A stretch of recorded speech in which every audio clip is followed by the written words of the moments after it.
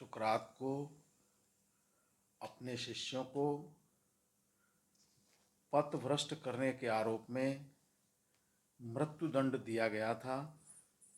अपनी सफाई में उन्होंने निम्न भाषण दिया था, जिसे हम आगे प्रस्तुत करेंगे। ओ एथेंस वासियों, मुझे दुखी नहीं होना चाहिए।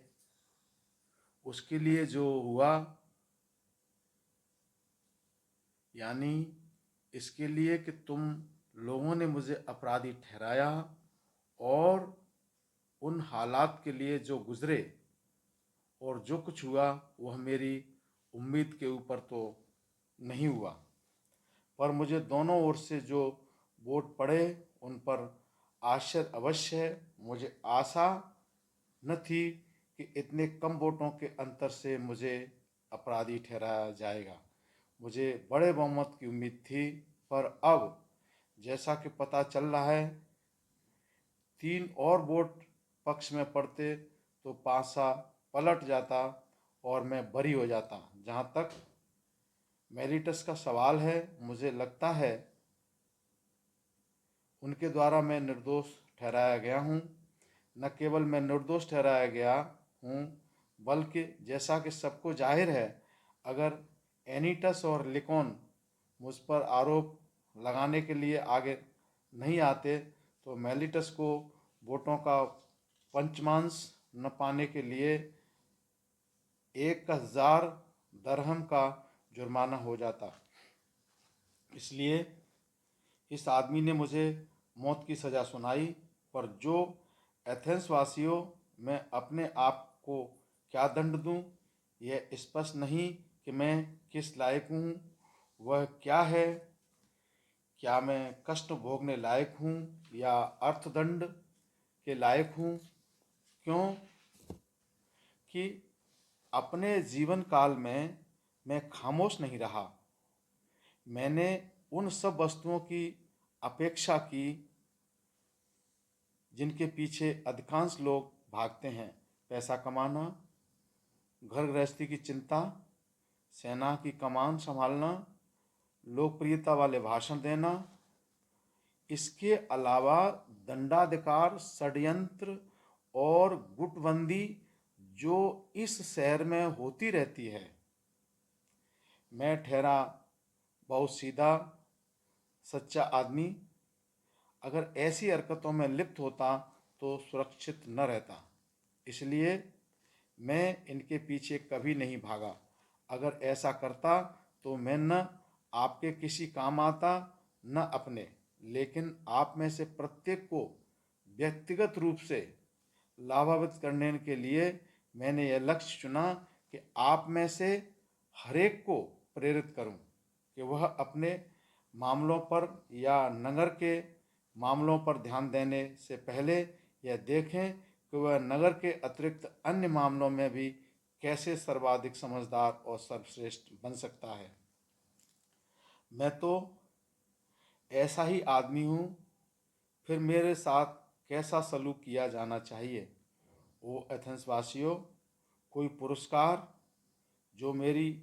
जो मेरा सही मूल्यांकन करके तय किया जाए मेरे लिए उपयुक्त हो, तो एक निर्धन उपकारी के लिए क्या उपयुक्त होगा, जिसे आपको अच्छी सलाह देने के लिए अवकाश चाहिए।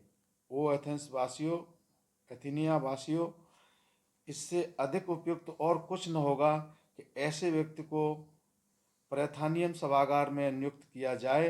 अगर आप में से कोई ओलंपिक खेलों में घुड़दौड़ में या 4 घोड़ों के रथ की दौड़ में विजयी होता है तो यह जितना प्रसन्न होगा, मुझे भी कुछ वैसी ही खुशी होगी, लेकिन उसे किसी सहायता की आवश्यकता न होगी, मुझे है। इसलिए अगर मैं स्वयं को कोई सज़ा देना चाहूँ तो प्रेथानियम सभागार की देखभाल का यह काम होगा। शायद आपके साथ इस प्रकार बात करने से आपको लगे कि मैं उसी उदार व विनयपूर्वक बोल रहा हूँ जैसे मंडल अधिकारियों के समक्ष बोला था, लेकिन ऐसा नहीं है। ओ एथेंस वासियों, यह इस प्रकार है, मैंने कभी भी जानबूझकर किसी व्यक्ति को हानि नहीं पहुंचाई। हालांकि मैं आपको इसके लिए सहमत नहीं कर सकता, क्योंकि मेरी आपकी बातचीत थोड़े समय के लिए ही हुई है। क्योंकि अगर कानून आपके लिए भी उसी तरह होता जैसा दूसरों के लिए होता है, तो मृत्युदंड के मामले की सुनवाई केवल एक दिन नहीं, कई दिन चलती। मेरे ख्याल से आप इस बात से सहमत होंगे। लेकिन थोड़े से समय में इतने बड़े मिथ्या प्रचार की सफाई देना संभव नहीं। यह समझ लेने पर कि मैंने किसी को हानि नहीं पहुंचाई, मेरा इरादा स्वयं को हानि पहुंचाने का बिल्कुल नहीं है, न ही यह घोषणा करने का कि मुझे दंडित किया जाना चाहिए, न ही स्वयं के लिए कोई दंड का प्रस्ताव रखने का है। मुझे किस बात का डर है? यह है कि मेलेटियस जो निर्णय देगा उससे मुझे कष्ट पहुंचेगा, जबकि मैं जानता तक नहीं कि वह निर्णय भला होगा या बुरा।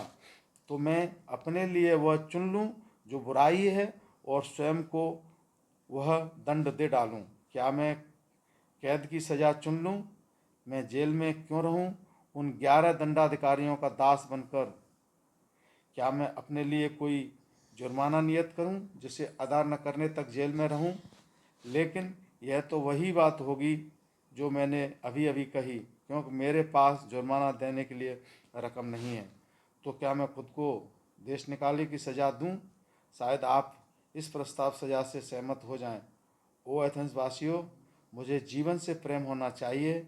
अगर मैं ऐसा ना समझ होता, जो इतना भी न समझ पाता कि मेरे सह नागरिक आप सब मेरी जीवन शैली और उपदेशों को सहन नहीं कर पाए, वे आपके लिए इतने असहाय और कष्टप्रद बन गए कि आप अब उनसे मुक्त होना चाहते हैं। लेकिन कुछ अन्य लोग उन्हें सरलता से सह सकते हैं।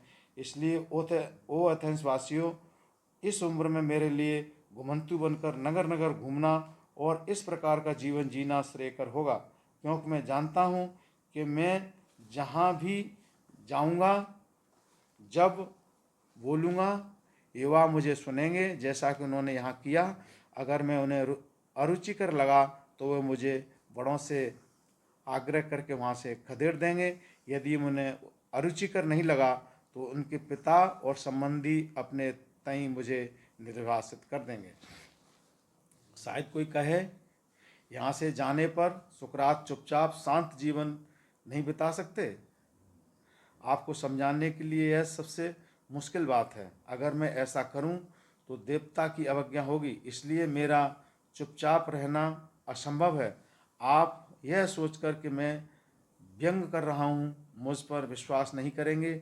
अगर मैं यह कहूँ कि रोज़ सद्गुणों के बारे में और उन विषयों पर चर्चा करना जो मैं करता रहा हूँ सबसे बड़ी अच्छाई है, जिसमें मैं अपना व दूसरों का परीक्षण करता हूँ और कहता रहा हूँ कि अन्वेषण के बिना जीवन व्यर्थ है, तो आप मुझ पर और भी अविश्वास करेंगे।